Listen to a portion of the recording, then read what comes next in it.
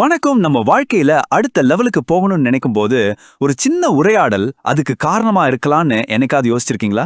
Advice கேட்கறது ஒரு சிம்பிளான விஷயம் தான். ஆனா அதுதான் வெற்றிக்கும் தேக்கத்துக்கும் நடுவுல இருக்கிற பெரிய வித்தியாசமா இருக்கலாம். ஆனா நம்மள பல பேர் ஏன் அப்படி உதவி கேட்க தயங்குறோம்? வாங்க இத பத்தி கொஞ்சம் ஆழமா பார்க்கலாம்.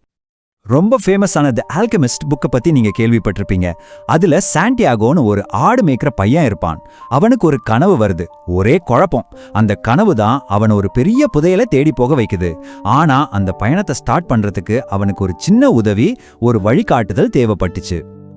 அவன் ஒருத்தர்கிட்ட போய் அந்த கனவை பத்தி கேட்டான் பாருங்க. அந்த ஒரு சின்ன உரையாடல் அவனோட வாழ்க்கையே மாத்திருச்சு. அவனோட விதியில ஒரு புது சாப்டரே திறந்துருச்சு.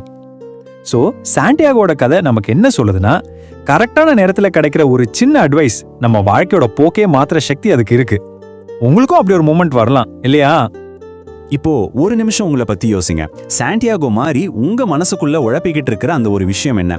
அது உங்க கரியரா இருக்கலாம், ரிலேஷன்ஷிப்பா இருக்கலாம், இல்லைன்னா உங்க பர்சனல் கோலா கூட இருக்கலாம். எந்த கேள்விக்கு நீங்க இப்ப பதில் தேடிட்டு இருக்கீங்க? சரி, அட்வைஸ் கேட்கறது இவ்வளோ முக்கியம்னா அப்புறம் ஏன் நம்மள பல பேர் அதை செய்ய தயங்குறோம்? இதுக்கு ஒரு முக்கியமான காரணம் இருக்கு. அதுதான் இந்த செல்ஃப் மேட் அப்படிங்கிற ஒரு எண்ணம். அதாவது நானே தான் எல்லாத்தையும் சாதிச்சேன்னு சொல்றது.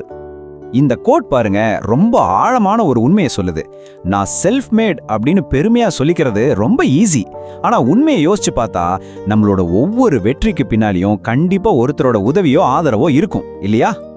இங்க பாருங்க, இந்த ரெண்டு ஐடியாவையும், ஒரு பக்கம் நான் ஒருத்தனா எல்லாத்தையும் சாதிச்சேன்னு சொல்ற கட்டுக்கதை, இன்னொரு பக்கம் எனக்கு எங்கேயோ யாரோ கண்டிப்பா உதவி செஞ்சாங்கங்கிற உண்மை. சோ இதுல இருந்து என்ன தெரியுது? உதவி கேட்கறது வீக்னஸ் கிடையாது, அது ரொம்ப இயல்பான ஒரு விஷயம். இன்னும் சிம்பிளா சொல்லணும்னா, ஏன் நம்மளால தனியா எல்லாத்தையும் தெரிஞ்சுக்க முடியாது? 1, பிறக்கும் போதே யாரும் எல்லா அறிவோடையும் பிறக்கிறது இல்ல. 2, அறிவையும் ஞானத்தையும் நாமளா தேடி போய் தான் கத்துக்கணும். 3, நம்ம கனவு அடையறதுக்கு கண்டிப்பா நமக்கு சப்போர்ட் தேவைப்படும். அதனால அட்வைஸ் கேட்கறது வீக்னஸ் இல்ல, அது ஒரு புத்திசாலித்தனமான செயல். வளர்ச்சியோட முதல் படியே அதுதான். ஓகே, இப்போ உதவி கேட்கறதோட முக்கியத்துவம் புரிஞ்சிருக்கும்னு நினைக்கிறேன். சரி, அடுத்த கேள்வி, எப்படி சரியான வழிகாட்டி, அதாவது ஒரு மென்டரை கண்டுபிடிக்கிறது? வாங்க பார்க்கலாம். இதுக்கு ஒரு சிம்பிளான 2 ஸ்டெப் பிளான் இருக்கு.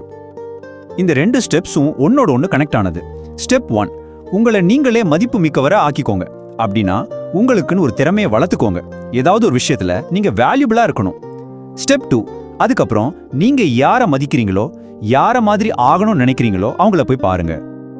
ஏன்னா நீங்க அவங்க சொல்ற அட்வைஸை சீரியஸா எடுத்துக்கிறீங்கன்னு, பதிலுக்கு அவங்களுக்கும் உங்களால ஏதாவது ஒரு வகையில உதவ முடியும்னு தெரிஞ்சா கண்டிப்பா அவங்க ஹெல்ப் பண்ணுவாங்க.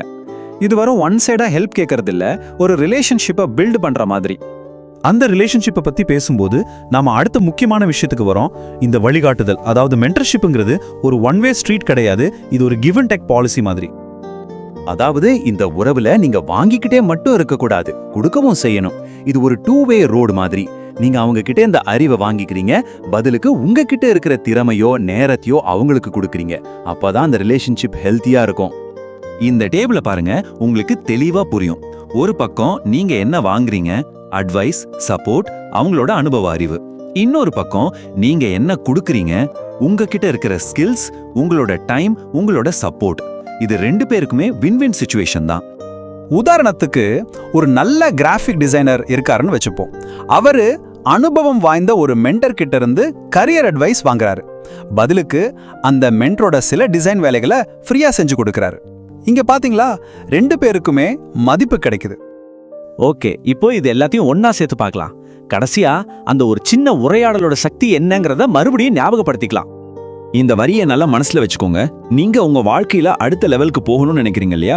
அந்த அடுத்த லெவல் ஒரு சின்ன அட்வைஸ் தூரத்துல தான் இருக்கலாம். அது ஒரு ஃபோன் காலா இருக்கலாம், இல்ல ஒரு சின்ன மீட்டிங்கா இருக்கலாம். உண்மையில நீங்க உங்க வாழ்க்கைய பத்தி இவ்ளோ அக்கறையோட இதை பார்த்துட்டு இருக்கீங்க பாருங்க, அதுவே படிதான். நீங்க சரியான பாதையில தான் இருக்கீங்க. இப்போ அடுத்த ஸ்டெப் என்ன? சிம்பிள், ஆக்ஷன்ல இறங்கணும். அதனால நான் இந்த கேள்வியோட இந்த உரையாடலை முடிக்கிறேன். யோசிச்சு பாருங்க, இந்த வாரம் உங்க வளர்ச்சிக்காக நீங்க யாரிடம் போய் அட்வைஸ் கேட்க போறீங்க? அந்த ஒருத்தர் யாரு?